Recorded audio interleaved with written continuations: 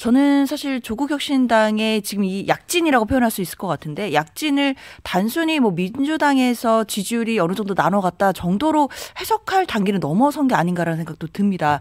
지금 나오는 얘기들을 보면 뭐 10석, 뭐 12석 이런 얘기까지 나오고 있거든요. 물론 총선 결과는 끝까지 봐야지 알 수 있겠지만 지금 사실 정치권에서 이런 부분을 제대로 예측하신 분은 저는 별로 없는 것 같아요. 그만큼 정치는 진짜 정치인들이 하는 게 아니고 국민들이 하는 게 정말 맞는 것 같은데 지금 이런 현상을 두고 민주당 내부에서는 이걸 어떻게 바라봐야 될까를 두고 여러 가지 얘기 진짜 나오긴 합니다. 그런데 중요한 건 과연 이게 제로섬 게임이냐라는 건데 저는 제로섬 게임은 아닌 것 같아요. 결국에는 민주당 표가 나눠진다. 여기서 끝나는 게 아닌 것 같고 결국에는 전체적으로 진보 진영의 파이가 커질 수 있겠다라는 부분에 좀 방점을 찍어야 된다고 봅니다.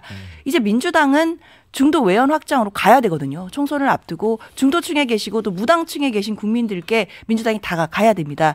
그런데 또 그만큼 조국혁신당은 더 선명하게 야당의 역할을 하겠다라는 거거든요. 그러면 결국 뭐 지금 뭐 지민비조 이런 말도 나오고 있지만 비례대표에서 조국혁신당을 찍으러 투표장에 가신 분들이 지역구에서 국민의힘 후보를 투표하실 가능성은 별로 높지 않잖아요. 그런 파트에서 본다라고 한다면 전체적인 진보 진영의 파이가 넓어질 수 있고 윤석열 정권에 대한 심판론 자체의 전선이 확대될 수는 있겠다라는 생각해 봅니다.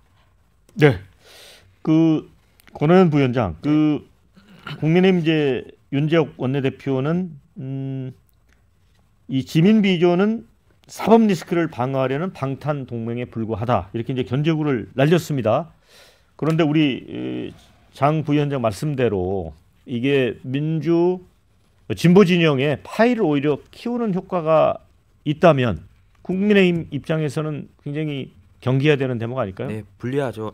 실제로 그 과거 21대 비례 뭐 연동형 그 준연동형 그 비례 선거가 이루어졌던 지난 21대 결과를 보면 미래한국당이 40.4% 19석 그리고 더불어시민당이 36.2% 17석 그리고 열린민주당이 6.4%에서 3석, 19대 20으로 뭐 그 당시 이제 민주당 계열이 훨씬 더 많이 이렇게 당선이 됐었던 선례가 있습니다. 근데 지금 그 조국 혁신당이랑 그 민주연합이라고 하는 이 민주당계 정당 그 지지율을 보면 과거 뭐 그 21대 비례대표 선거 때라든지 아니면 뭐 지금 대선 때 최근 대선 때 지지율에 거의 뭐 비슷한 결과인데 이제 다만 민주당 쪽이 훨씬 조금 더 나온다. 뭐 당이 이제 2개 이상이 되다 보니까 훨씬 더 이제 선택폭이 넓어진다. 그런 차원에서 지금 장 부위원장께서 이야기하신 차원에서 하신 거랑 같은 궤라고 볼 수 있는 부분입니다. 국민들이 이제 선택지가 넓어지다 보니까 그만큼 더 많이 지지를 할 수 있는 가능성 내지 결과가 나오는 부분이거든요. 근데 특히 이제 좀 주목해 봐야 되는 게 조국 혁신당이라고 하는 게 조국 이분의 당은 아닙니다. 조국이라고 하는 1인 스타가 있지만 그 뒤에 뒷배경을 보면 이재명을 반대하는 민주당계 인사들이 모여 있는 그 또 다른 민주당의 인사들이 모인 정당이거든요. 그러다 보니까 이 조국 혁신당이 조국만 이제 바라보는 게 아니라 대한민국 유권자들은 이제 그 뒤에 있는 반 이재명계 민주당 인사들이 모여 있는 당이기 때문에 좀 더 쉽게 다가갈 수 있었던 부분이 아닐까 그렇게 좀 보여지는 부분이라서 국민의힘 입장에서는 사실 좀 견제를 많이 해야 되는 그런 포지션이 됐다고 보여집니다. 네, 댓글 읽어드리고 우리 박원석 의원님께 질문 드리겠습니다. 2심까지 유죄받은 사람이 무슨 출마인가 하는 의견이 있고요. 나도 지역은 민주, 비례는 조국, 지민 비조 많아지는 듯. 자, 더불어민주연합보다 정부 심판에 조국당이 더 낫겠다고 판단한 것이다. 조국혁신당이 한 달 뒤 실제 투표일인 4월 10일까지 이런 기세 이어나갈지는 미지수. 이런 의견도 있습니다. 박 의원님, 예를 들어 새로운 미래 입장에서는 근데 기존의 민주당하고도 이제 경쟁을 해야 됐지만 조국혁신당의 어떤 상승세, 이게 또 하나의 어떤 걸림돌이랄까요? 이렇게 볼 수 있는 거 아닙니까? 뭐 하나의 현상이나 현실로 인정하지 않을 수는 없고요. 근데 다만 지금 보이는 지지율이 선거 끝까지 갈지는 잘 모르겠어요. 왜냐하면 저게 이제 파이 키우기가 아니고 파이 나누기인 거거든요. 민주당과의 관계에서 있던 파이를 나누는 거지 확장하는 거는 아닙니다. 근데 앞서 이제 우리 권 변호사님께서는 반명 인사들이 거기 모였다 이렇게 얘기하시는데 그중에 아무도 반명 인사가 없습니다. 민주당의 저런 이재명 사천에 대해서 입도 뻥끗하지 않습니다. 조국을 포함해서 누구도. 때문에 그런 진단은 제가 좀 공감하기가 좀 어렵고요. 민주당이 자신들이 주도한 비례연합정당이 있는데 왜 조국 혁신당의 손을 잡았을까? 저는 흥묘백묘론 같은 거라고 봅니다. 흰 고양이든 검은 고양이든 쥐만 잘 잡으면 된다. 비례연합당이 생각보다 반응이 안 좋아요. 또 구통진당 세력의 부활이다. 원칙 없는 나눠먹기다. 그러니까 이재명 대표 입장에서는 그게 반응이 안 좋으면 조국 혁신당으로라도 비례 의석을 많이 땡겨서 나중에 합통합하면 되니까 별 문제가 없다. 이런 계산이 선 것 같고요.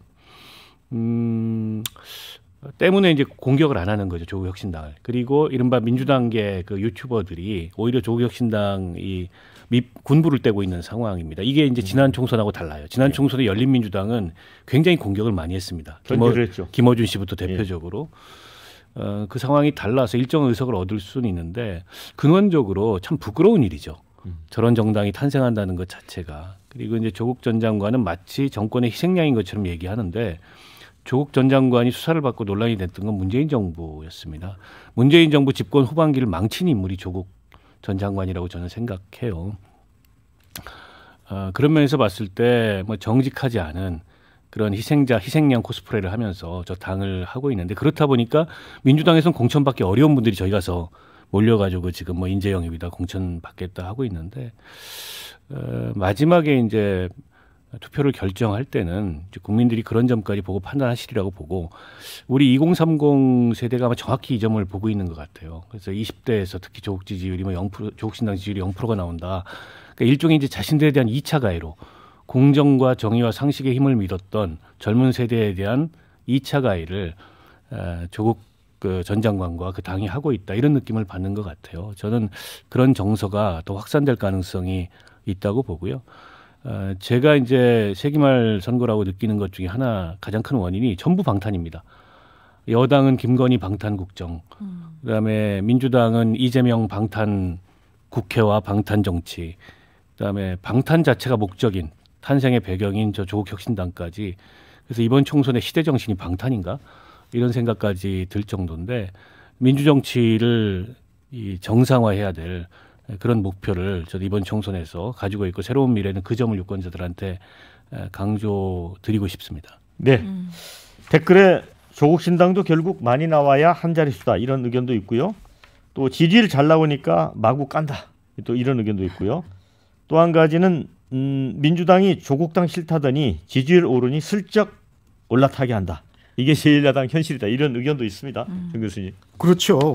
사실은 뭐 조국이라는 사람에 대한 이미지 때문에 멀리 하려고 그랬는데 이거 국민들이 선택을 하니까 하고 이제 칠 수밖에 없는 이런 분위기인데요. 저는 이런 생각을 해봅니다. 우리 한국의 유권자들은 역시 어떻게 보면은 좀 이성적이지 못한 감성적 그런 분위기 속에서 많이 정치를 결정하는 것 같은데 저는 룰라가 우리나라에 탄생할지도 모른다 이런 생각이 듭니다. 이번에 조국이 말이죠. 만일에 조국당이 지지율이 많이 나오면 대법원 그 판결이 늦어질 거예요. 그런 상태에서 조국은 정치활동 할 수도 있고 또는 조국이 지역구에 출마를 한다 이런 얘기가 나오고 있지 않습니까? 네. 저는 광주 쪽에 가면은 뭐 승산도 있을 가능성도 있다 이렇게 내다봅니다. 왜냐하면 윤석열 정부에 너무 실망하고 윤석열 정부를 공격하지 못하는 이재명에 너무 실망한 이 야성 강한 민주당 지지자들이 조국한테 표를 줄 가능성이 있기 때문에 가능성 얘기지만 심지어 지역구 얘기도 저는 있다고 보고 그다음에 조국이 지역구를 통하면요 정말 노무현이 되는 겁니다. 큰 걸 버리고 비례대표 1번 안 하고 지역구 한다면은 그런 게 있기 때문에 쉽게 조국의 이 당은 꺾이지 않을 거다 이런 생각이 좀 드네요. 네. 짤막하게 장현주 부위원장. 네. 조국이 이제 지역구를 가게 되면 네. 당선된다고 한다면 이거는 차기 대선까지도 가는 거 아니에요?